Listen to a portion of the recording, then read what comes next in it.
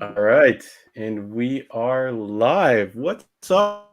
Welcome to the Sidekicks Show special, the G.I. Joe special. So I'm here with Andre. Everybody knows him, big G.I. Joe guy. I'm glad I could get him on here. You can see in the background he's already showing off, kind of like flexing his collection there. And another really good And friend of for the the show. rest, for the rest of this special, John, you have to refer to me as G.I. Dre. All right, All right, G.I. Dre. Yeah. Let's get things moving. And then we have another really good friend of the shop, Tim. You've probably seen him around chilling at the shop when we were allowed to have people chilling at the shop. One of the biggest toy collectors I've known. I've always kind of gone to him when collecting stuff, and always interested to hear his opinion. We have Tim Clark. So say hello, Tim. Hi, folks. What's up, Timmy? Hey, bud. All right. So again, welcome, folks. We're doing this live. So we're going to talk G.I. Joe, and we've got some fun stuff. We've got the 1,000 Toys TOA Hvy Industries figures. We're going to open a little bit later. We're going to attempt to open them live on stream. We'll see how that goes, if that's a disaster or not. But let's talk G.I. Joe. So we're going to skip the G.I. Joe with the Kung Fu grip. I think it's a little before our generation. And even for a lot of you viewers, maybe a little bit before your generation. I haven't actually really come across anyone who collects those original G.I. Joes. Like Andre, Tim, have you ever come across them? Do you own any in your collection before we go? I had some parents, some grandparents over in the UK back in the day, and they would send us over these Christmas gift packs or birthday gift packs, and they actually did back in the early 80s. We got a few of the original Action Force kind of figures with the Kung Fu grips and the fuzzy hair and everything. Yeah, I had one G.I. Joe from that time, and it's really going to date myself because he went with my Steve Austin $6 Million Man figure. So I had the Steve Austin, and I had the one Joe with the fuzzy hair and the removable clothes and stuff like that. Lost all his accessories, of course, but yeah, that was the only G.I. Joe with the Kung Fu grip I had. I destroyed that Joe figure when I was a kid. That was how awesome they were. So even if someone from our generation had one, like actually given to them when they were a kid, it's probably demolished by this point in time, would be my guess. But we're here to mostly talk about the 80s figs. That's where our kind of like bread and butter is. That's where we all kind of grew up. We're all like there's some slight variance in our ages, but we're all fairly close together. So definitely the 80s G.I. Joe figure line of 82 to approximately 94. I think the original 3 and a 70, like 3/4 inch figures. 3 3/4, yeah. Yeah, so I wanted to kick it out first. I do have fond memories of going once a week to the local Kmart with my parents and being able to pick out one Joe each. So I was wondering if we'll go to Andre first. Andre, if you have any kind of early memories of G.I. Joe, or do you remember your first G.I. Joe? Oh, hell yeah, man. So you mentioned Kmart. It was Woolco and Zellers for me. But I always really, really dug the Consumers Distributing catalog coming out. Yeah, man. And seeing what Joes were coming, and my dad used to go on business trips and stuff. And I probably my fondest memory was, him calling us and saying, "Oh, I can get Firefly and so and so," and I rushed to the Consumer's catalog, and I'm like, "Okay, yeah, Firefly." The I thought it was Blowtorch, so that's what I thought I was getting, but then I got Firefly, who was infinitely cooler. So that was probably my fondest memory back then of the Joes. But I do remember how I picked my Joes when I bought them. I bought them based on their accessories. So I think the first one I bought with my own money was Breaker, because he had the helmet, he had the backpack with the cable, with the headphones. Dude had no gun. He had like little mines or something that fit into his backpack, right? No. That was a Tripwire, but Breaker was just the communication officer, right? So he was the IT guy. A very important guy to have on your squad. So man, G.I. Joe probably next to Star Wars is my favorite franchise, and it's my favorite toy line. Like it's the one that Star Wars toys were great, but nothing compares to the Joes with the vehicles and the play sets and and just everything. Like it's like I'm still into them. I look at the shirt, still buying the toys. Don't worry, Andre. We're going to cover a lot here, so don't worry. So those consumers distributing magazines. If you don't remember, it was a magazine that had pictures of all the different toys, and you'd show it to the guy at the counter, and you'd pick which number you wanted. So he probably confused Blowtorch and Breaker. Because the label on the picture was probably like in between the two figures. So Tim, I don't know if you ever ordered from consumer distributing, or did you end up going to a store and buying your early Joes, or what do you remember from? I got two really good memories from when Joes came out. So my first one, it's a little bit of story time here. So to give me a bit of give me a bit of time here.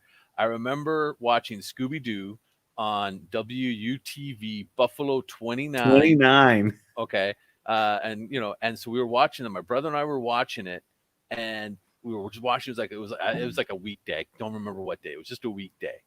And goes to commercial, and it had all those commercials back in the 80s, and a couple of some of like strawberry shortcake or some of the other kind of toy lines out there.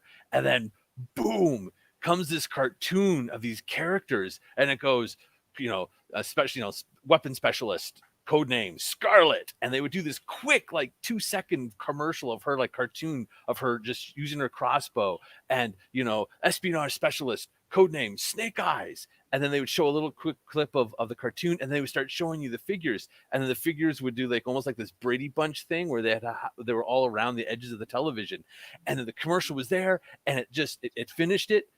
Both my brother and I looked at each other, and literally that moment, we all both screamed, "Mom!" And we were like, we were so hooked by that one commercial. We couldn't stop talking about the Joes to my mom. We drove my mom nuts in trying to find the figures. And I remember she found my brother got the mortar guy, Zap. Short fuse. Sorry, yeah, short fuse. So he got him. And she found me Snake-eyes, and we got him from Wilco. And this is also in the time when what they also did, Wilco got in the original G.I. Joe comic from Marvel. And so my brother got the comic, and he got his short fuse, and I got my Snake-eyes. I played the hell out of that figure. It was a phenomenal. And this was way before before the cartoon started. And my second memory was my mom knew that I really liked the figures, and she went to consumer distributing and she got them. And one day I came home from school, and she calls me downstairs and everything. And I don't recall why she did it. She just, you're my mom, right? And she went out and she actually got me both Stormshadow and Firefly as a gift. And it was great. I loved the figures. I just loved the fact that I got two awesome looking Cobra figures, some of the most popular characters, to this day. And it was just great to have that. And I mean, I've had even a few other ones. I mean, I remember going to a friend's house for a Christmas party, and Santa Claus, gave me Stalker, and that was one of my favorite characters. It's just I got Stalker. This is awesome. And it was just all these on how it sort of brings you back to your childhood. And that's what I loved about it. And I mean, even with consumer distributing, I remember getting those catalogs, you get even not just the Christmas catalog back in the day, or the Sears or whatever. Sears Christmas wish book. It was like getting the spring calendar of consumers distributing. So it was like the March, April calendar for just before the fall. And it would always have those new Joes in it, because that was the only way you could see. And it was just so much fun just going back down and looking at those figures and seeing the snow cat, the pogo ball, the missile command center, and all that stuff. It's just amazing to see all those things, and just to be able to see that with consumer distributing. And not only that, but the greatest thing about that was consumer distributing in those catalogs. They told you how much they were, so you knew how much money you had to spend to get them. Oh man. And yeah, even early internet kind of browsing, how we kind of browse now on the internet. That was what those catalogs were of you just wasting time kind of flipping through this catalog and looking at all these toys that you wish you had. I guess I must have come late to the party, because by the time my mom discovered consumers distributing, it was a time of the X-Men toys and stuff like that, and they never had anything. I would want Cyclops or Wolverine or whatever, and she would go and they would never have it. So I would end up with some other random figure, and stuff like that. So it was pretty funny. But shout out to Consumers Distributing. I wonder what happened. I'm sure you can find it. I'm sure there's tons of YouTube videos that detail what exactly The happened to that downfall, company yeah. and things like that. All right, so since we're talking the 80s figs, and I think this is where most of us kind of own or had a lot of our collection, and you people in the chat, feel free to join in this little game. I wanted to ask you who was your favorite, but I'm putting a little twist on it. So I want to know first, who is your favorite overall character? And then number 2, who is your favorite Viper? Cobra had so many different Vipers. I'd like to know who your favorite Viper is. And who is your favorite silly fig? So a lot of figs came out were really silly. Guys throwing footballs, toxic guys that you'd splash water on, they'd change color. I want to know if you have almost like a guilty pleasure dude from one of those waves. I'll go first just because, to give you guys a little more time, because I kind of switched up the question on you guys. But so my all-time favorite figure has got to be Commando Snake-eyes. He's the one in all black with the swords on his chest, and the little thing. And even as a little kid, I owned 2 of them. So I bought one, and then I guess I played with it a lot, and then I eventually bought the second one. And then my favorite Viper, I tried to dig them up, but unfortunately, look, I'm sure you've seen stuff like this. Oh, The Elastic Smoke is Alley Viper, and it's only what's left of an Alley Viper. So I've got a head and an arm. So you people on the audio, I'm showing them a broken GI Joe because it's missing all the parts. So this Alley Viper came in like orange in this crazy blue color scheme. So that was definitely my favorite Viper. And then for silly figs, I'm kicking it back to Snake-eyes again. So I don't know what this line was called. The ninja. that was amazing. Yeah, but I feel like he's a silly look. Like look at this. He's blue. So I don't know what ninja wears bright blue, and then he has a bright red ski mask goggles on, and it's blue pants. He's really funny. So let's kick it to Tim first this time. Tim, who is your favorite character, favorite Viper, and favorite silly ass dude? Unless you need a little more time. Okay, so my favorite character is Firefly. I love the character back when I thought you were going to say that. I love that figure. I actually, he was the only figure I actually went out when my first one I broke the knee. I actually went out and I had to hunt. I went down all through Toronto, and I actually was hunting down where I could find him. And this is when he was starting to get discontinued out of the line. So this is the first version of Firefly, the gray espionage suit. So he's my favorite. And he had a neck that didn't look up or down, right? It only went side to side. Yeah, he only had, it was went side to side. He had the green weapons, the gray backpack. I loved how he looked. It was just like he was so cool looking, and I love the fact that he was a saboteur, which was what made him so great. So that he would go behind enemy lines, and he would disrupt things, which was really great. My favorite Viper, I'm going to save it to the last while I'm thinking about this. My favorite funny character, though, and this is a great character. I loved him because this is when you knew that they were kind of really stretching the line. Big Boa. Oh yeah. He's shirtless Big boxer Boa. dude. Yeah, he was the Cobra special training guy with boxing with his weird looking helmet. Probably the most useless character ever made for GI Joe, but he was so. If I ever see him, like if I ever see that figure, if they ever make a 6-inch one of him, I'll pick him up. Doesn't matter to me. It's just such a great figure. It was before they started making big bodies, so he's like a skinny guy, like wearing no shirt, right? He looked pretty funny. Yeah, I think they actually used his body, his body base as for some of the Street Fighter figures for down the road when they were doing that line. Oh yeah, with the spikes and stuff. Yeah. I think my favorite Viper has got to be the Alley Viper, man.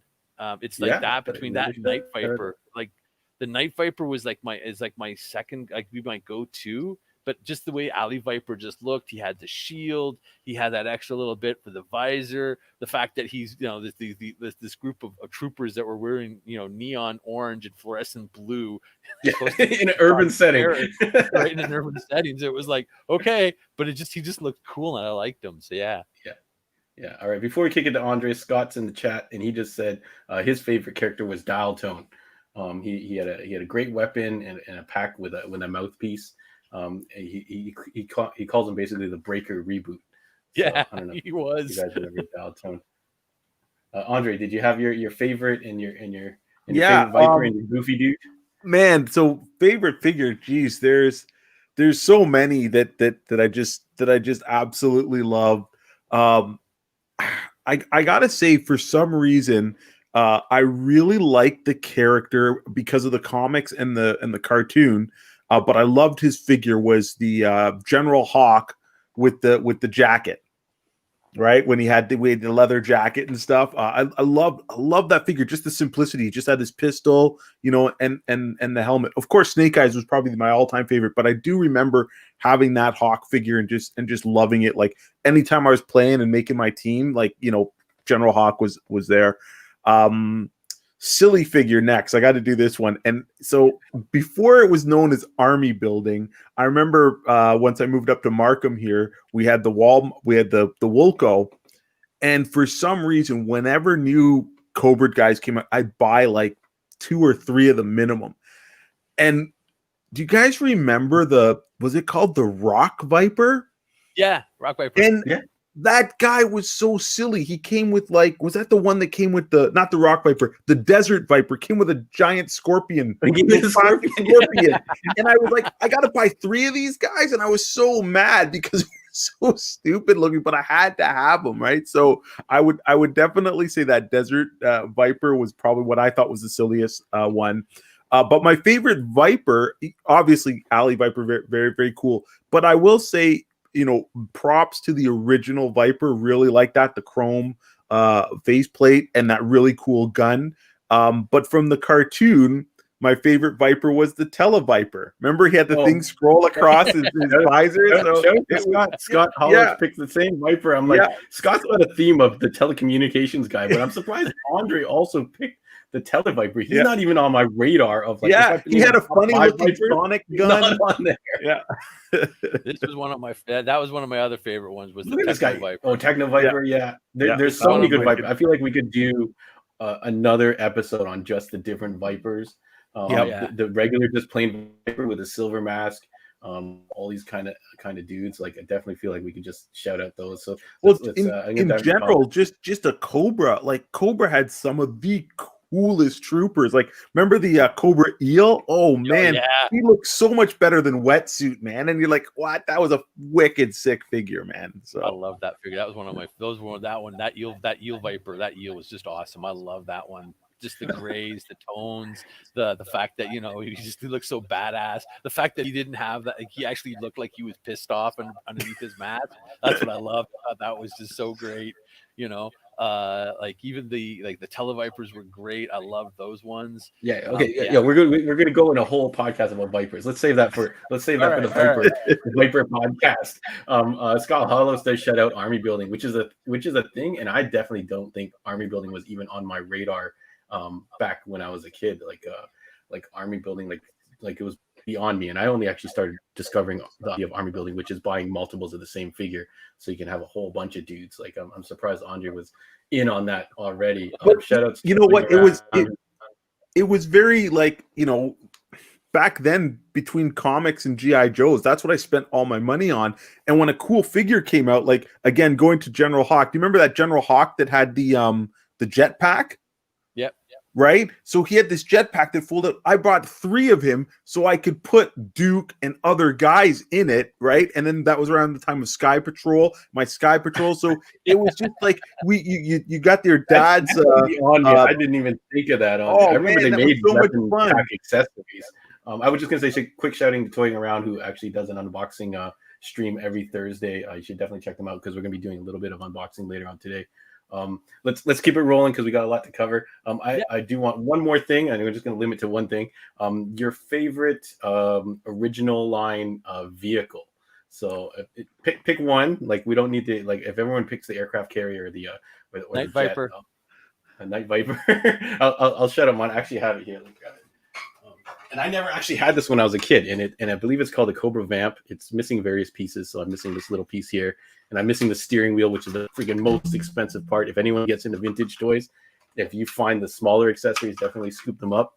But did you guys have like a favorite vehicle, jet, tank, or anything? Andre, I know you've got the GI Joe base behind you, which I remember my friend had, and I thought it was the coolest thing ever. But my favorite, man, again, so many, but like the one that I have super fond memories of was the Dragonfly. man, I love that Yeah. thing. It's the one vehicle I'm searching for now to replace, and I see it, but I want like either a minty mint one or one in box. And I know it's gonna break me, but I just remember buying that on vacation in New York. And yeah, I just love that thing, man. Yeah. Scott corrected me. Is this actually the Stinger? I think the Yeah. G.I. Joe version is called Vamp. Yeah. The Yeah. Vamp, Because I remember I had the Vamp and it had none of this top piece of the doors. And I was like, man, I wish I had doors. And now that I have the doors, when you put figures in, it actually makes it very hard. So it's kind of like what you wish you had. Tim, do you have a favorite vehicle? Night Viper, man. I got Cobra Oh, yeah, Moccasin.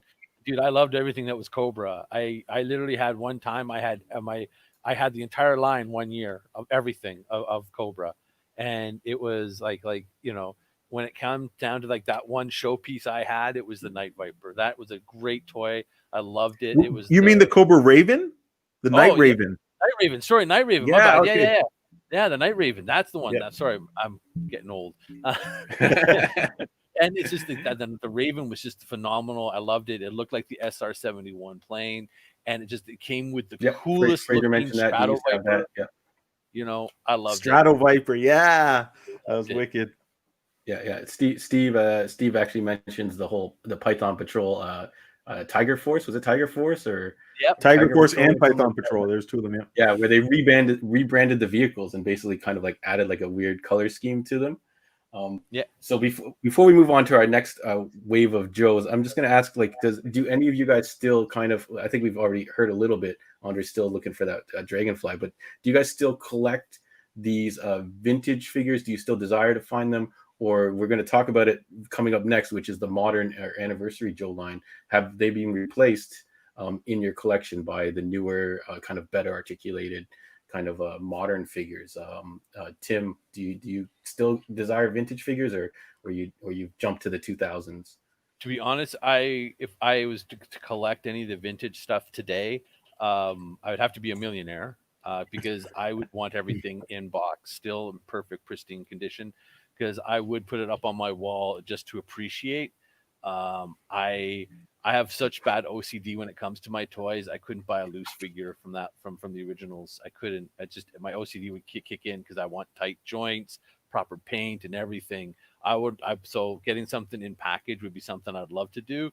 Just there's just no way. It's cost so much, unfortunately. The newer stuff from the 25th anniversary line upwards.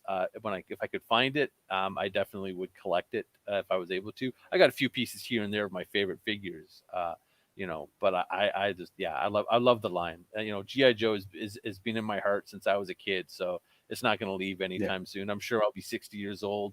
Hasbro might release something new, but by that time, and I'll still probably want to pick up a few things. So, but it'll be a Target exclusive. I'm talking clearly I'm talking the vintage line.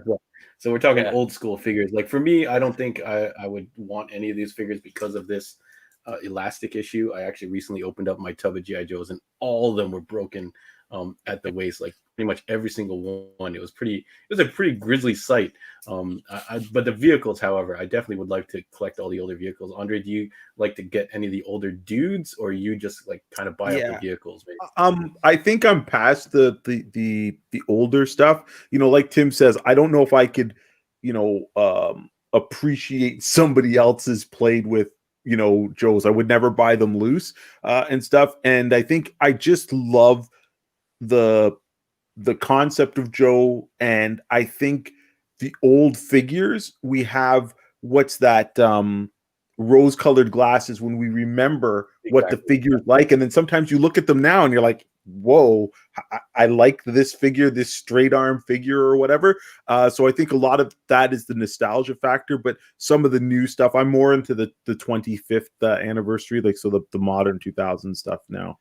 Yeah. So Andre mentioned it basically from 2000 and onwards. I don't remember when the line ended, but they released what was are they considered the modern age or anniversary figures? I don't know. I asked Tim to kind of have like a little something ready about these figures, like what are the differences, and why did this line kind of like disappear? And I'm sure Tim and Andre will be able to go back and forth about this for a little bit. Back in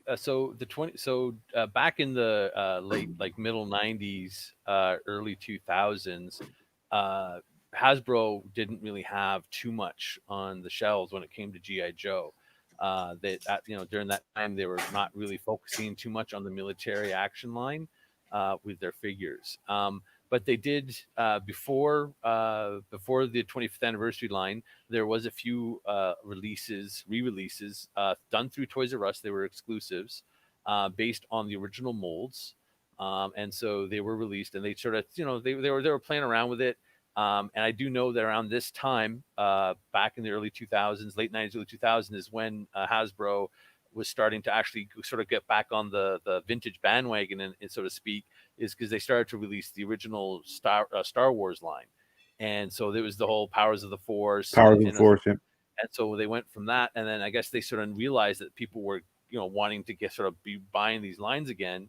And then in the year in 2000 and 2007 is when they wanted to do something really great for the Joe line, and so they released the 25th anniversary line, and which was, and I actually got this is from the 25th anniversary line, was this is my Armored Cobra Commander, which is one of my faves as well. And so it was based around, like, they really did their some great marketing with this line when it first came out. They made sure it was the same kind of card size. They used the original card art, which was phenomenal. I think even for just being able to bring in that nostalgic factor. They made it really cool because they even had, like, if you look on the back, for example, you get to have all, like, they had the original figures, so you can see all the different figures that you would be able to collect again. They had the file card, which everyone loves. And so they really, so for you audio listeners, the original package was a cardboard blister, approximately the size of a sheet of paper, I would say. Yeah. And it would have a printed file card on the back, which was information about the GI Joe. And then it would have the traditional, I don't know what it's called, the explosion or the burst, sunburst. Kind of effect. Sunburst, yeah, it was like some type of effect behind it, and they basically brought all that back and reprinted the same characters, kind of redesigned and modernized. Were there any, like, kind of major differences, Andre, like in the articulation, and did they have the elastic band in the waist anymore? No, so that was the thing with these figures.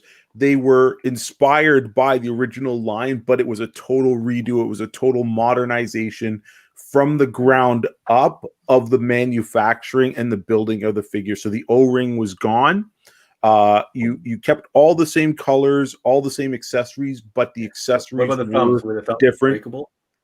No, they weren't as breakable. Definitely not. The backpacks and stuff fit in a little bit better. But the coolest thing about this line is when you looked at that figure, you knew it was that figure. Some people even would look at it and say, "Oh, is that an original Joe?" Because in your mind's eye, that's how they looked, even though it's a modern figure. They looked like. Yeah. They were all new sculpts, all new technology building them. And as Tim said, they came out, like, for probably the 25th line was almost like about 3 years. And then they continued it with just the GI Joe line, but they kept that packaging that was the nostalgia factor, and they just kept adding to the line, then getting into what is known as, like, the modern era of Joes. So it was kind of like this renaissance in which they also started redoing the vehicles. Some of the vehicles were original molds, but a lot of them were also retooled and redone in 2-packs. Like, you get, like, the motorcycle and the Trouble Bubble, or you get the Cobra Fang and something else. So yeah, they really did a good job of bringing back this line. But I will say the only little bit of a drawback was that it was focused on guys like us who had already had it.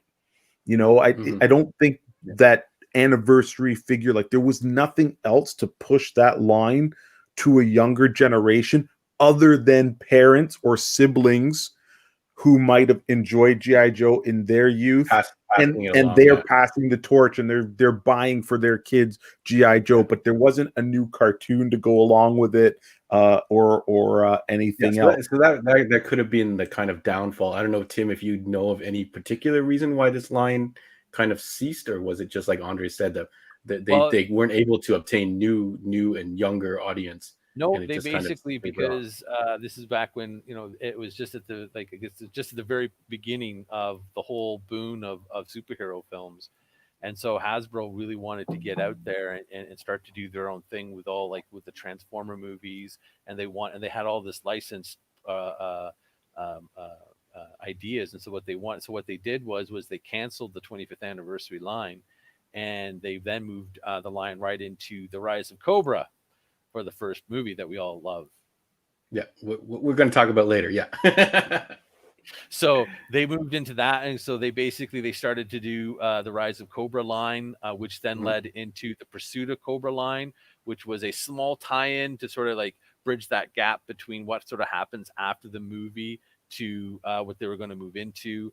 And that was back in like the early 2010s, which was the Pursuit of Cobra, which I'm going to tell you, out of all the new modern figures before the 6-inch figures, the Pursuit of Cobra line was probably the most phenomenal line yet. It had some of the most amazing new sculpts and everything for the Joes. It was just one of those great short-lived. I think some of them have climbed in value because there's less of those around. Right? Oh, they are unbelievable. There's the Destro that came out. It was like a weapons Destro, and he had a minigun.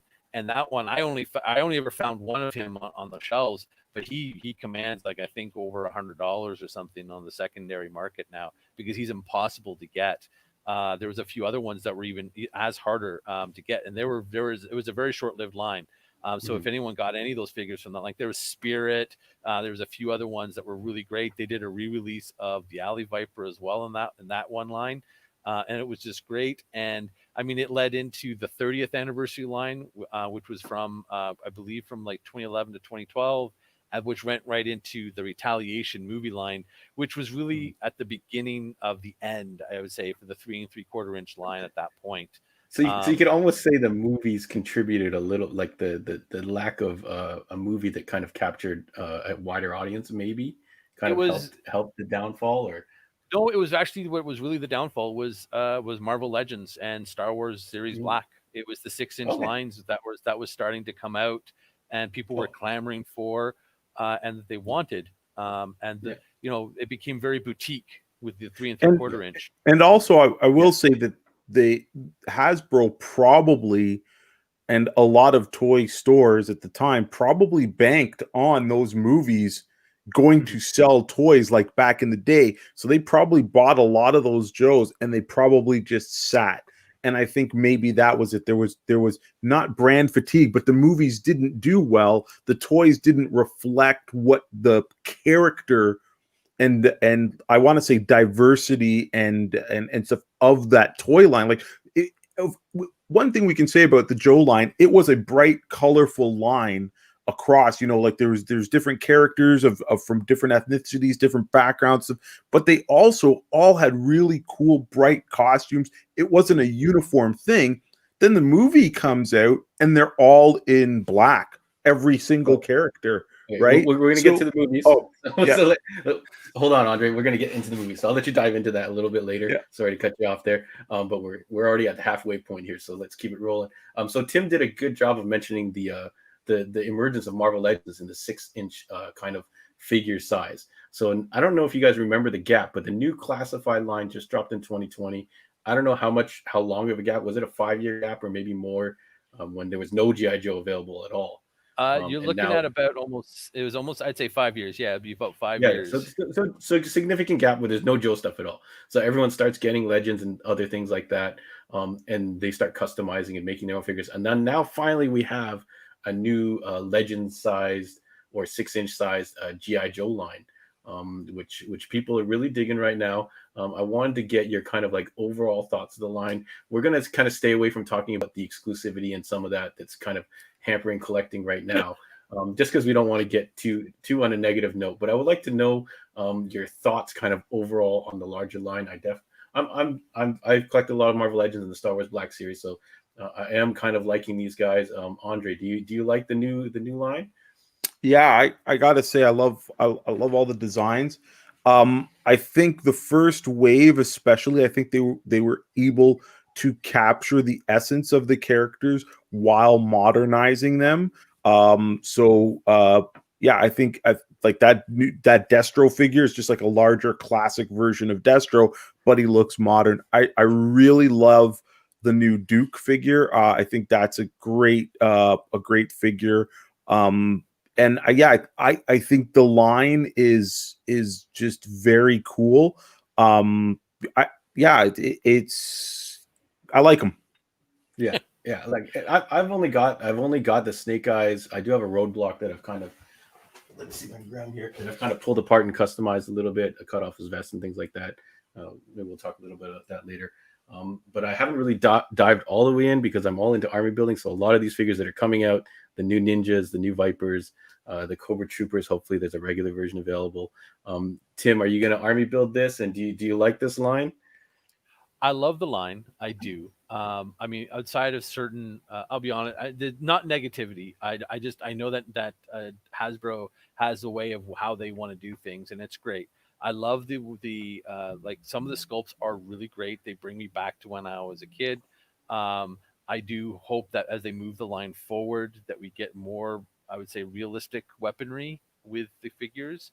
I hope that the line goes beyond just these core characters, that they really go and they really go back to, as Andre said, of the like diversity of all the characters. Like I want Spirit, I want, I want Doc, I want, I want I want Snowjob. I know it sounds crazy, but I want that guy. I want the guy that everyone makes fun of. You want more televipers and communications televipers. officers? I can't wait. I can't wait till they release the Alley Viper. I can't wait until they release Armored Cobra Commander. I can't wait until we get Lieutenant. Yeah. I think that's where they're going to get me. Alley Vipers. I'm going to be ordering right. like a case of them. I'll buy like 2 or 3 cases of those guys. I love those guys. I'm looking forward to what they're able to do. I know as a fan, and I know all the other fans that are collecting this line right now, everyone is chomping on the bit, just waiting for them to finally release the classic Stormshadow in 6-inch scales. People are going nuts just waiting for that one figure, right? People are customizing their own versions from Articulated Icons action figures. So yeah, I like the line. I'm still collecting it. There's a newer line that's coming out on the horizon, which I know we're going to talk about a little later, hopefully either today or another time. I'm anticipating, which I'm really looking forward to.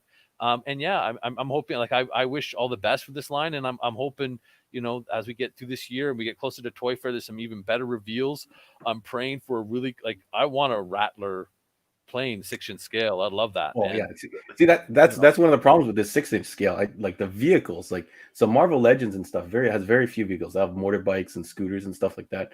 So vehicles will be the difficult portion of bringing life to the 6-inch line, because I feel like playing with GI Joes, the vehicles is almost half the kind of fun. Yeah. I would say for this line, the Snake Eyes is definitely one of the best figures that actually kind of dropped in last year. If you watch a lot of top 10 lists for 2020, you'll see Snake Eyes in there. But did you have a favorite figure from the line? Is it the Snake Eyes, or is there like a close second place that maybe you can talk about a little bit? To be honest with you, my favorite one right now, just based on the sculpt and based on how he looks, it's going to be, and I'm going to take his hat off on this one. It's got to really be. It's Beachhead. Yeah, I'm just holding up Beachhead. You guys both have Beachheads. I'm jealous. I don't have them. I had to go overseas to get mine, and like I'm telling you, man, this is probably one of it was the coolest one. I think it represents him back from the 80s. I love him. I think he looks great. And I'm looking forward to the Firefly when it comes out. That's your boy. And just, yeah, I mean, like I love them. I think it's like, I'm looking forward to more of them. And I know that the like a vehicle, whichever vehicle they decide on, it's going to get bought by everybody. Everybody's going to scoop that sucker up. It's going to be awesome. Well, it's funny though, because remember they did Baroness with the motorcycle instead of doing like what was was it called, the ramp? The Ram. Yeah, why didn't they do the Ram? Why didn't they give us like a Duke or a Stalker with the Ram or Grunt? Like that bike is cool and all, but I don't see Baroness on a bike. It's like, so if that's the only scale of vehicle that we were gonna get, I would have really loved to have seen the classic Joe one. Or a modern take on it. I question if that bike was reused from some other line, because it seems of course out of place, and they were just like, oh, we have this bike sculpt and we put it out, and it's kind of like definitely the weakest part of buying that set. Scott does ask if the Beachhead vest comes off. I don't know if you guys it know can that. if you heat it up. You should be able to you have to cut it, I think. Yeah. Okay, I'll shout out this Red Ninja, which is a retool of, I guess, a Snake-eyes and a lot of his parts, which we just got a case today at the store. So if you want a Red Ninja, hit us up on the ASAP. So let's lead into my next question before we get into some of the other things. And I'm gonna turn on the cam and I'm gonna start opening these TOA Hvy Industries figures while you guys kind of talk or kind of debate this over. But if you were forced to choose, Andre, I'll kick it to you first, between 3 and 3/4 inch or the 6-inch size, you could only choose one going forward, and all the other rest of the Joes would stop getting printed or whatever. Would you choose one scale or the other? Yeah, that's an unfair question, bro. Listen, three and 3/4 line, 100%. That line, again, that speaks from my childhood, man. Like I can't tell you. Well, I can tell you, we're all there. We played with those things so much, from that car ride to your aunt or your uncles or whatever. And you just brought a couple of your favorite Joes with you. You know what I mean? You were going playing outside in the sandbox. These 6-inch figures are super great. They're super cool. But if I had to choose a line, it would have to be the smaller one, with hopes that we could get vehicles again and more vehicles again. So yeah, not knocking that new line, but definitely yeah. I'll be honest with you. I'm more of, I like the 6-inch scale overall. I mean, don't get me wrong. I thought 3 3/4 inch was great back in the day. I thought it was great for the 25th anniversary line to get everyone kind of back into that nostalgic feel. But as toy lines kind of evolve over the years, I feel like 6 inches is the way to go these days.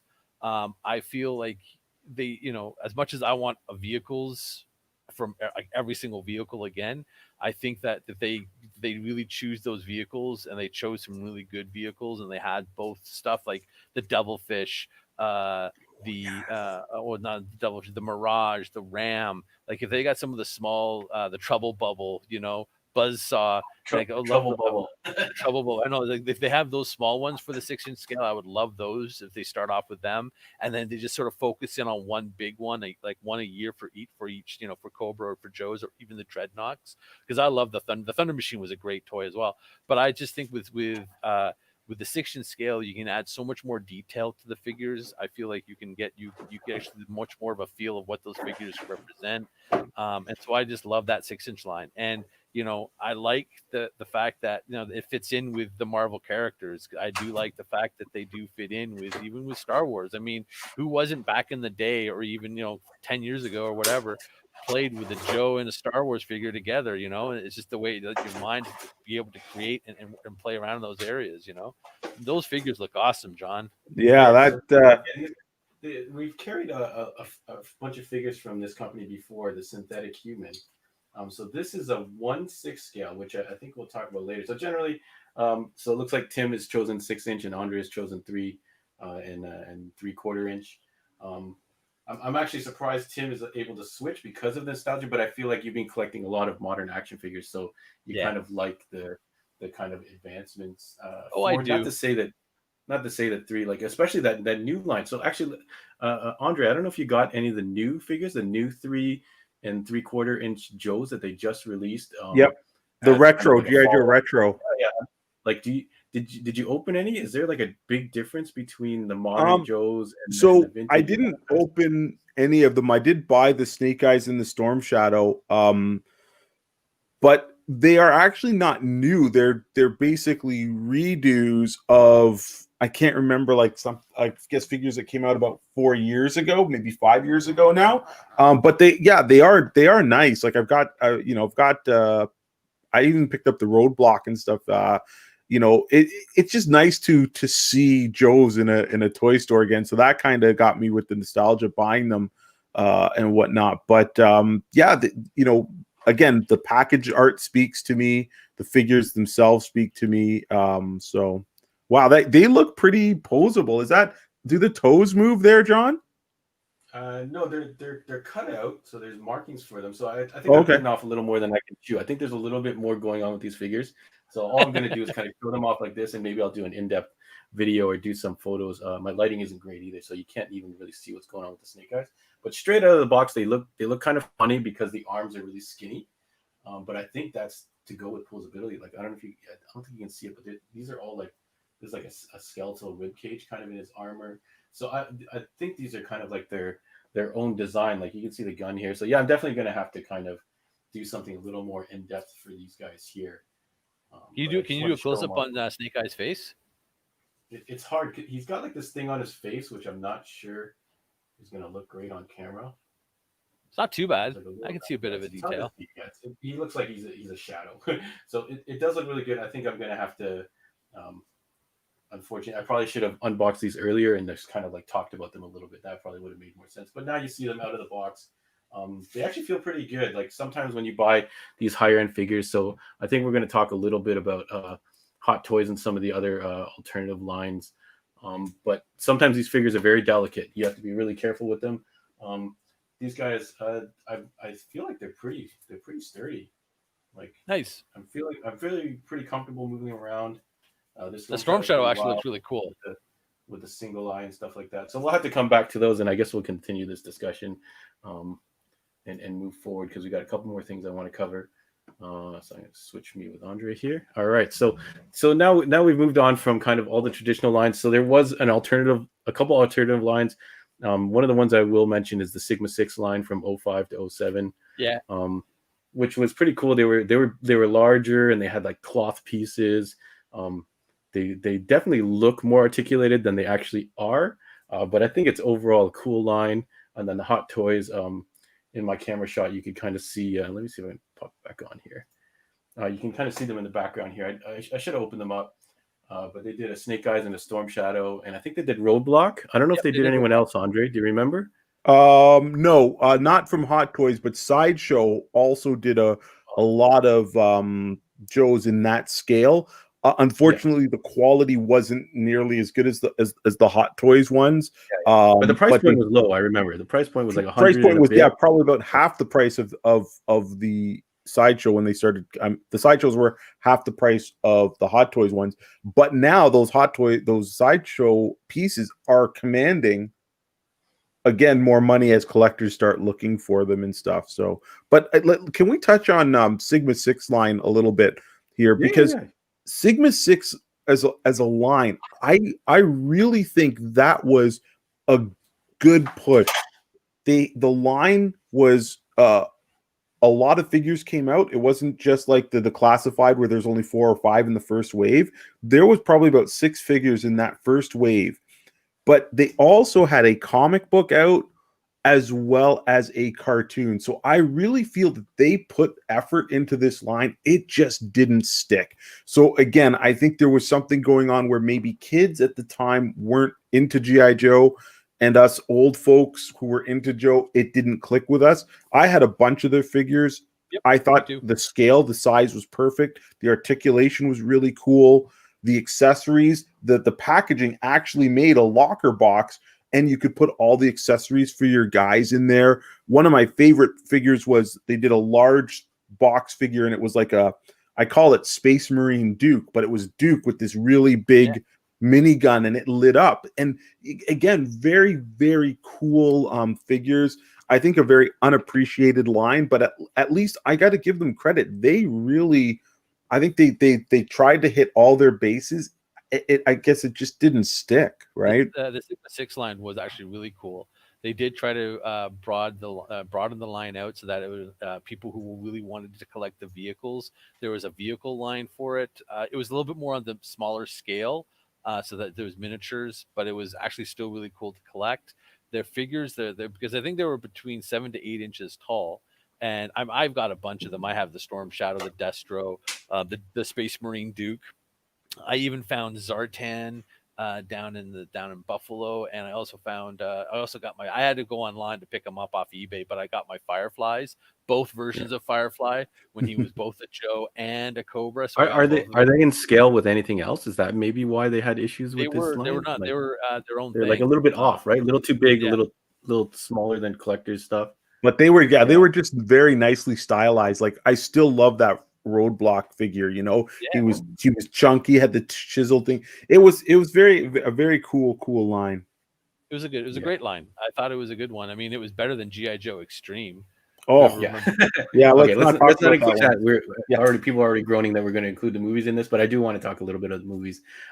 So let's talk we'll talk a teeny bit about alternate lines just to kind of whet people's appetite. I think should do like a whole episode based off of it. So Yep. there's a couple lines I want to mention. There's Marauder Task Force, Joy Toys, Acid Rain, and then maybe we'll talk a little bit about the Valaverse. Andre, I know you collect a lot of the Joy Toys.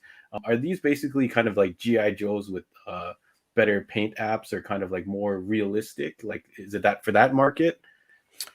So the Joy Toy figures, they've started like this, and they have really expanded their line.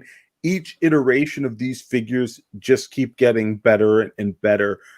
So they are the same scale as Joe's, and their first couple waves are literally interchangeable. If you pop off their heads, like you can swap parts from your GI Joe 25th and Modern Joes with your Joy Toy figures. They are more expensive for their quality lines. Like Joy Toy seems to have like a kind of an inexpensive figure, which is going to be about $30 Canadian. But then for about 45 Canadian, you get this awesome figure with so many accessories, way better paint apps, extra hands and extra joints just in case they come off. So they are really filling that niche of that collector who wants to continue with a military 3 3/4 line. They are now branching off into a whole bunch of like sci-fi oriented stuff. They've got some stuff that looks like Titanfall. They just released some stuff that literally looks like man, I don't know, like you probably like Rom the Space Knight, like they've like kind of sci-fi but with swords and stuff like that, and those figures are really cool. Their packaging is getting better, so I think they're going to do a better job marketing and stuff. And they have been bringing out vehicles, but their vehicles are on the expensive side, and but they are in scale to GI Joe vehicles, correct? They are, yes. Everything listen, I have these figures. The reason I buy them is again because they go with all my Joe vehicles that I already have. And so yeah, so it's really they're very cool. There's even a couple, if you look at some of the collector groups online, especially Facebook, there's guys taking the Joy Toy figures and extra parts and making, you know, Joes. They're kit bashing them and painting them up and stuff like that, and then they'll pop on the Joe 25th head, and some of these figures look great. So a very cool line. I'd probably say it's for your hardcore collector who just wants more of that scale of Joe. Yeah. And speaking of kind of customizing figures, Tim, since we all collect toys together, has hooked me up with lots of the Marauder Task Force guys. So I don't know if you want to talk a little bit about the kind of the difference in Marauder. I feel like they're very heavily customizable figure with lots of accessories that you can kind of dress up. And maybe if you can talk a little bit about, you don't have to bring them out, but if you can talk a little bit about Acid Rain and kind of if they fill like a market that's different from Joe's, or are they just kind of like more Joe's? Okay, so Acid Rain, it's primarily an Asian market toy line. They've been doing 3 3/4 inch. It's more of a boutique style action figure. They've got a great line with it. Their vehicles are in scale. They do vehicle packs of figures and either a robot or a motorcycle or a tank. They've had and even like a dune buggy slash robot that forms into a mech suit with their figures. Their figures are just as are probably the most articulated figures out there. The line that would compete with them in that regard would be the Joy Toy line, which is also a great line. I actually love them. I actually got one of the big robots for my birthday last year, which was awesome. It was the Steelbone one. And then there's also for North America and also worldwide is Marauder Task Force has been making customizable figures for quite a long time. And so they provide figure basically like a standard buck figure. And what you do is you go onto their website and you're buying parts to fit onto your figures. So if you want a figure to be kitted out with a minigun, you can buy that.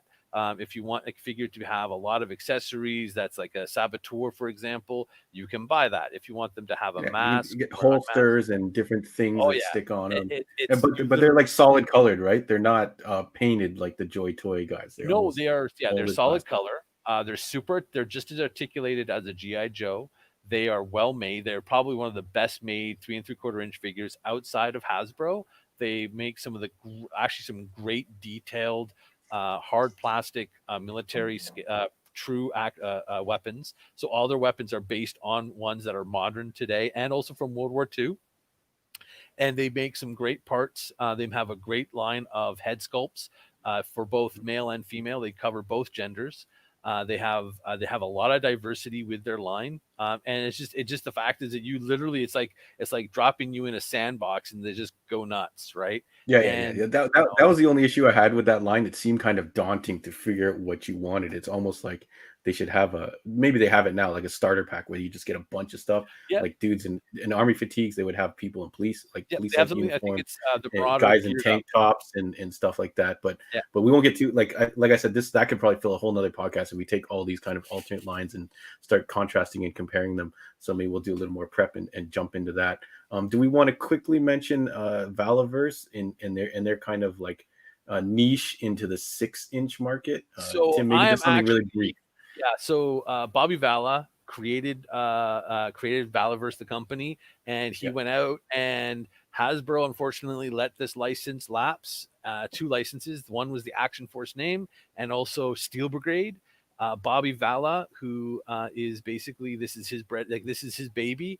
He's been working diligently. I've watched a lot of his live streams on when he really and we on will be releasing carrying stuff. these. Heroes World Yeah, has ordered a bunch of these, I'm so really looking forward. These are some great 6-inch military scale figures that will fit in with the Joes, but are not Joes. They're just as articulated as the Joes. They actually one of the great things that Bobby's going through is he's making sure that the military, like the weapons, are based around modern weapons, and they are from a harder plastic, so they are not a soft plastic, so it doesn't bend. They actually are actually great. They actually will hold their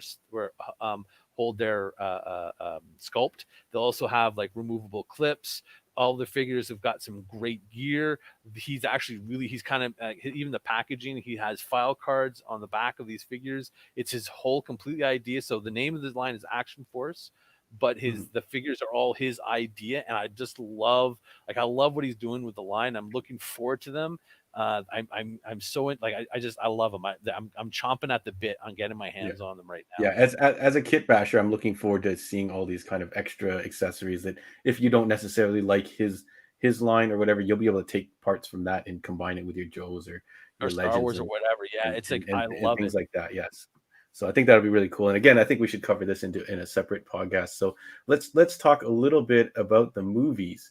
So of course, the animated movie from 1987. I'm pretty sure we can all unanimously, if I can pronounce things. Okay, look at these guys both. I think I have a DVD copy and a VHS copy somewhere. Um, state that is probably the best representation of Joe's because it was just an extension of the animated series. Even though I feel like it, I don't know if do you guys feel it holds up as well as the Transformers movie, or it's kind of like it's more of like a cheesy, not necessarily cheesy, but a nostalgic feel. Andre, would you watch GI Joe or Transformers? Would you choose as a better Um, overall movie? okay, I think the animation holds up better in Transformers. But again, you can see I liked it enough to buy it on Blu-ray. Like I got GI Joe on VHS, I've got it on DVD, but I had to have the Blu-ray of it too. Like nothing beats that opening movie intro with Cobra raiding the Statue of Liberty. Like I could hear that in my head right now, man. That was Yeah. just like, yeah, yeah. I would watch both of them. Like, and I still do, man. Andre can't decide. Tim, I know a lot of the main characters go missing in this movie. Like Snake-eyes is not really in this movie, I believe, if I remember correctly. So do you have do you unanimously choose GI Joe? I mean, like, kind of, do you Can I straddle be line that? between both, or do you choose GI Joe over Transformers? Can I be that middle guy? I just love them both. I just love Yeah, them both. If you put it in, I'll watch it. If you put Transformers in, I'll watch it. They both yeah, had great moments in it. You know, that I can't, the Junkions, the Yeah. like with the Cobra, la la la la la la la la la. I mean, like, it's Yeah. like those things, like they all have their moments, and I love them both. So I I- can't choose. I'll I can't I'll say choose. if they somehow could have included Snake Eyes in there, because he's my guy, but maybe he would have stole the show too much. So it was cool to see Flint, like this kind of slacker, grow into like a cool character, and then you had those cool new villains, Nemesis Enforcer. What a badass! Even though he like drops like a chump later on. I will unfortunately choose Transformers over this because of the Transformers soundtrack. I don't know if there's any stopping that There particular was. soundtrack from that movie, and GI Joe didn't quite have that. So a couple people talk about the animation, the intro that Andre was talking about, and Tim is holding up a Resolute. Jonathan Yo actually mentions, can we please talk about Resolute? It wasn't on my list because I thought it was a movie, but it's not considered a movie. It's considered a TV series because it was 15 or 10 minutes. It was written by Warren Ellis. Since Tim, you busted it up first, what are your thoughts on this project? Is it one of your favorite kind of newer GI Joe things? This was kind of like an out of the blue. I remember watching, like, there was like 2-minute little cartoons. You had to wait till it come out on later on when they released it on DVD. It was great because everyone had kind of like their moments. It was so good. It was so refined. Like, it was like the story started. This was the story. This is what happens. It had probably one of the greatest ninja fight scenes between Snake-eyes and Stormshadow. It had like it kind of sort of like stopped the debate as to who Scarlet was going to be with at the end of the movie. It made Cobra a total badass. It made everything. It made Destro and Baroness great. It was such a great new take on the GI Joe franchise. The story was great. The characters was great. I loved the character designs from this. This was probably it was a great modern take on the new on Joe's. They updated the Alley Vipers. They updated the Cobra Troopers. They did everything. They brought everything to Springfield. I mean, it was all Joe's, and I thought that was great. I mean, like, funny, like, they actually killed off Joe's in this. The first Joe they killed off was the beloved Bazooka. So, I just loved it. Yeah. My only like kind of like gripe about it at the time was the lack of voice actors. I feel like everyone they kind of had some actors doing double duty, which I think is a correctable problem. Now they could kind of go back and re-release it on Netflix or whatever. Yeah. But I know Warren Ellis, Planetary Authority, is your guy, Andre. Did you like this project? Yeah, I liked this take a lot. I would say the only downfall for this take was that nothing came out after it. This was like a really good, like Tim said, a really good reimagination. This should have been a jumping on point for either a comic book series or a new animated series, a video game. The toy line for Resolute, though, I will say, like, I didn't dig all of the figures. Because again, they were a little bit minimalist, like as Scott was saying, for the anime design. I wanted them to be a little bit more, traditional, I guess, compared to the Joe stuff. But yeah, I thought he did a really good job, and I wish some of it would have stuck. Yeah, so Resolute, folks, check it out. I think you probably have to buy it. I don't think it's streaming anywhere.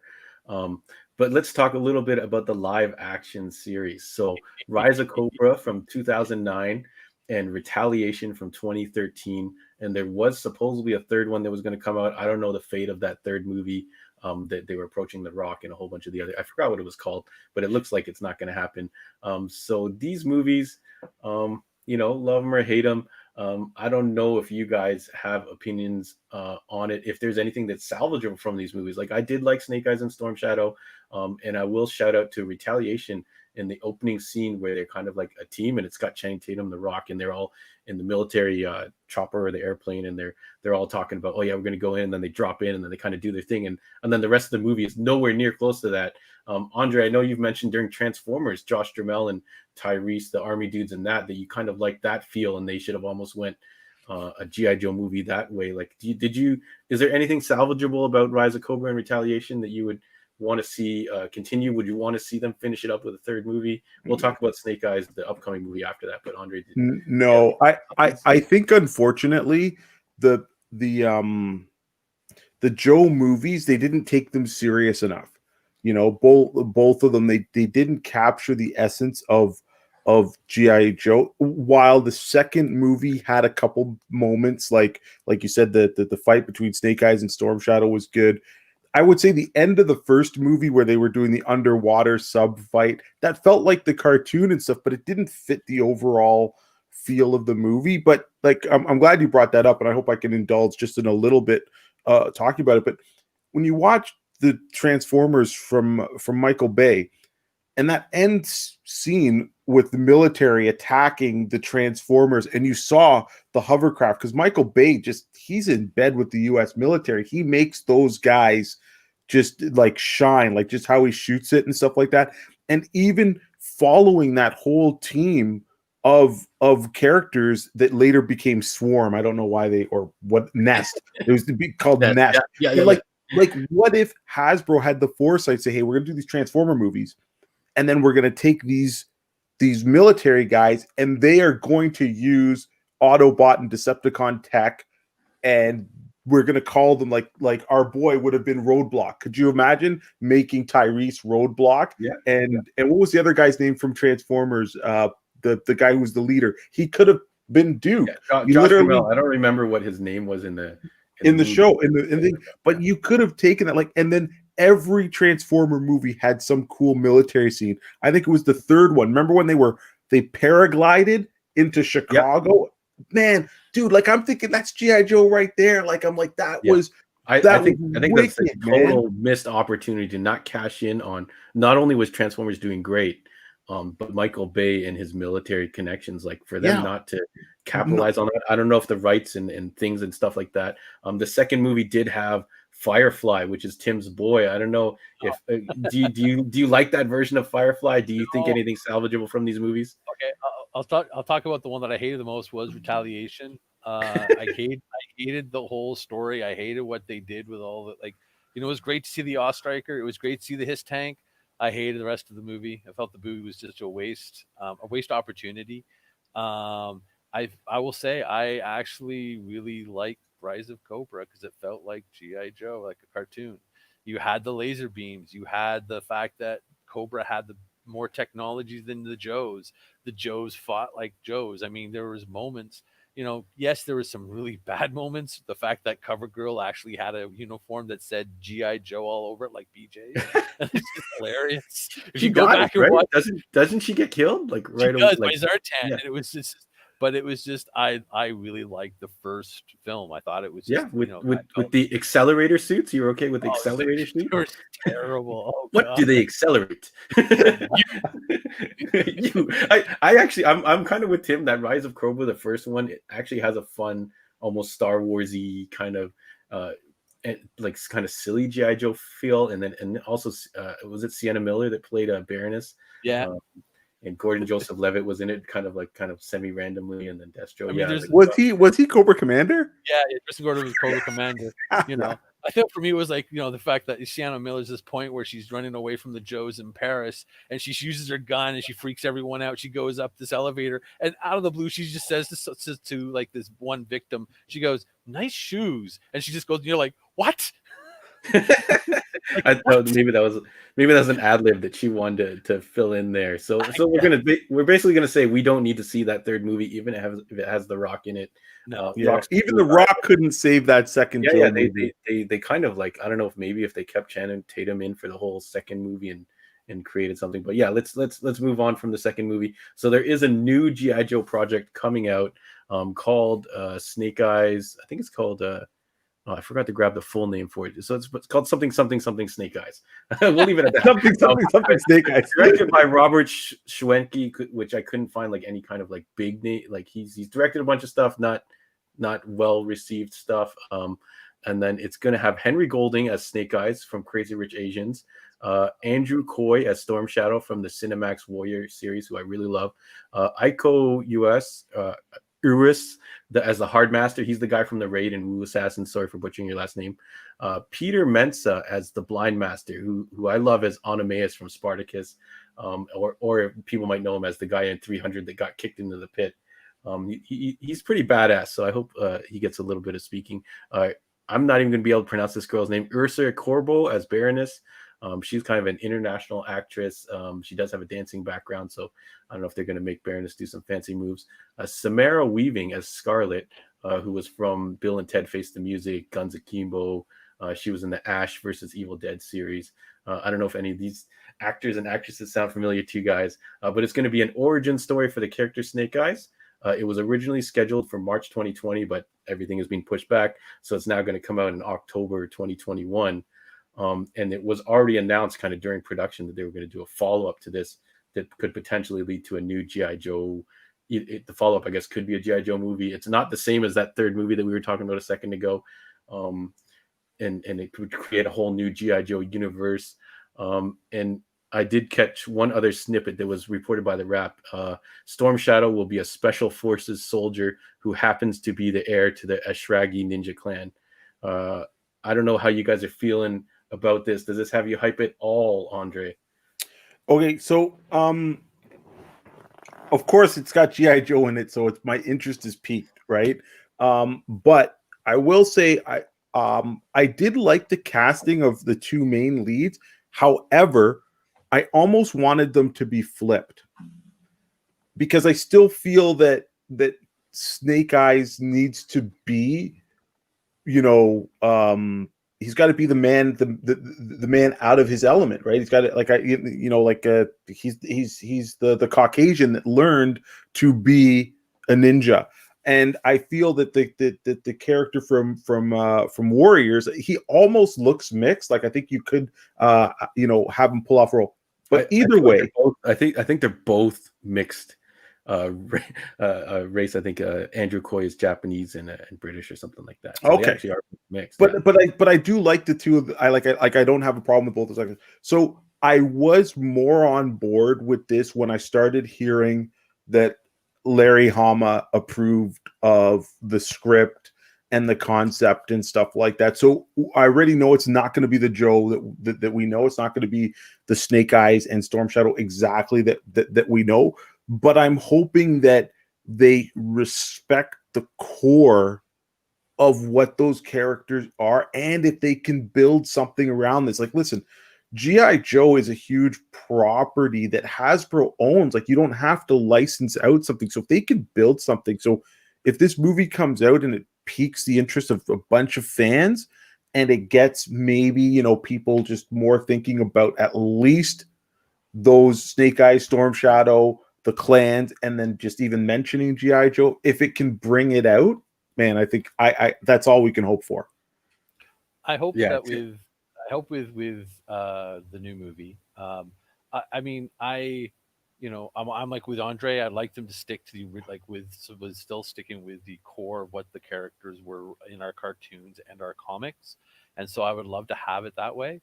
I know that Hasbro and Paramount and have decided to go a different route, and this new route is the way they want to make this new character, and all the power to them. And I'm looking forward to it in the sense that I'm hoping it's a great action film. I'm hoping that the one key aspect of Snake Eyes is that he does get injured in battle, and he no longer really talks. He takes almost, it's like a vow of silence, and so I hope they really keep that in it. I hope, or it leads to that, because the character in the comics, in these previous two movies, in the cartoons, everything we know about Snake Eyes is he never talks, and I think that's and he's a man of action, right? Man of few words. Isn't he also horribly disfigured as well? Yeah, he is. He's badly disfigured, and so that's the reason why he wears the mask and stuff. And so I'm hoping that the action really is really shown and exemplified in this. I'm hoping, I'm really looking forward to the trailers. I really want to see a great trailer. I want to see that military / ninja action. I want to see these guys go at it. I want to see how they're going to really get the Baroness and everyone else in it. And I mean, again, the movie's actually called Snake Eyes, a G.I. Joe Origins.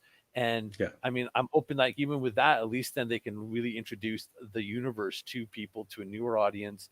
They can probably, create a new, aura around this franchise, so that people don't really remember the rise of Cobra or Retaliation, that they're able to introduce some newer actors. And even the one thing I love about this movie is that they're introducing unknown actors that people may have not have seen in other films, right? I mean, Hmm. like I'll take this. I know it's a weird kind of analogy, but like no one knew who Christian Bale was before he did American Psycho. And it's sort of that, like him doing that one movie, which is a completely unknown, a low budget film. It led him towards becoming Batman. It's like Harrison Ford was a little bit of an unknown actor in Hollywood, and then he did Star Wars, and look what happened with his career. And that's what I hope with Henry Golding. I mean, I saw him in The Gentleman like last year with the Guy Ritchie film, and he was great. I loved him as a villain. I loved him as an actor. He was really great in that. And looking at him being able to be a new an action hero and having like a franchise around him, and that he's able to take it forward is going to be great to see. I can't wait to see that with this. And fortunately, I don't know the actors' names, but the guy who's playing Stormshadow, if he does a great job, I can't wait to see it.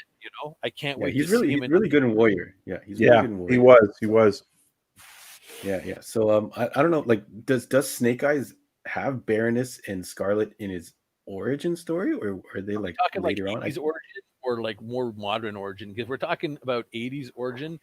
Snake-eyes, basically because the Joes back in the 80s was more of soldiers from Vietnam War. So it was Stormshadow, it was Snake-eyes, it was Stalker and Scarlet, and I think not Duke, I think Hawk, were all part of the same unit. And basically, the reason why everyone loves Snake-eyes is because Snake-eyes pulls everyone from a downed helicopter, and that's why he gets why he's disfigured, is because he saves his team. Yeah, right.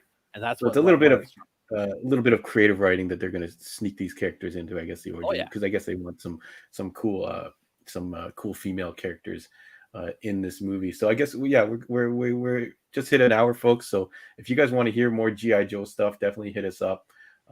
I'll ask kind of one final question. Snake-eyes or Stormshadow, Andre? Like who wins? Or who's a better character? Who's your favorite character? Oh, Snake-eyes, man. Come on now. Tim? Come on. I'm going to go Cobra, Stormshadow. Yeah. I'm actually going to go, even though Snake-eyes was my guy growing up, I feel like I've moved on to Stormshadow. I just like his vibe and his look. Cobra, man, I gotta go Stormshadow. It's hard. It's all GI Joe. Come on, GI Joe. It's all about the heroes. It's all about the heroes. I think Scott's right. I think it's hard for us to not really choose Snake-eyes as all-time favorite. But thank you very much for tuning in, folks. Tim, can they find you anywhere on social media? Are you wanting to be found, or are you staying? Not yet. But I'm glad if you guys want me on the next one, I'll be glad to do it. I'm down for it. I love Joe's. I love Transformers. People, if they have me on Facebook, they can always message me on Facebook. But I don't have any other streaming things yet. But yeah. All right. So Andre, you can find him on our main podcast, the Heroes World podcast, and about the store. And I believe you do. Do you have an Instagram? Are you actively using it anymore, Andre? People, it's here to there. Nope, not really. All right, so Heroes World Online, you'll see me posting the. We'll keep. So these two guys are going to be exclusive to our projects here. Thank you very much, folks. You can follow us Heroes World Online on the Facebook and Instagram. You can follow my antics on jho.heroesworld on Instagram. Thank you very much for tuning in, folks. If you're watching on the YouTube live, please hit subscribe. So next time we go live, you'll get that notification and you'll be able to join us in on the chat. Thank you, everyone, for being in the chat and spending your Tuesday evening with us. And hopefully we can follow this up with something else fun. So thank you very much, guys. I don't know if you guys have any parting words, Andre. Yo, Joe. All right, Tim. Cobra, la la la la la la la. One last funny story before we go. My brother, this was before the YouTube's Cobra, la la la la, and Wayne thought it was Cobra, la la la la, and we didn't have the YouTube, so we were unable to determine this at the time. So it's kind of funny that they would be Cobra, la la la la. This is our song, folks. So yeah, I don't remember who won that argument back in the day, but before the internet, folks, you young kids won't know that pain. Oh man, hilarious. Thank you very much, folks. Yeah. All right, take care, guys.